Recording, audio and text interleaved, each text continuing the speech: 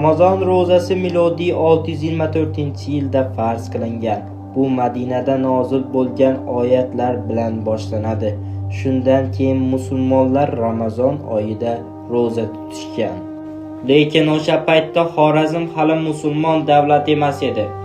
8-asr boshlarida taxminan 712-yillarda arab lashkarlari Xorazmga kirib keladi. Xorazm ham shu davrda islom bilan tanishadi. Ammo bu bir kunda bo'lmagan. Avval siyosiy hukmronlik o'zgaradi. Keyin savdo, ilm va madaniyat orqali islom asta-sekin xalq qalbiga kirib bordi. 9-asr boshlariga kirib Xorazm to'liq musulmon davlatiga o'tgandan so'ng Ramazon kirishi bilan Xorazmda masjidlarda odamlar gavjum bo'la boshlaydi va kechqurunlari taraveh namozlari alohida shukuh bilan o'tadi.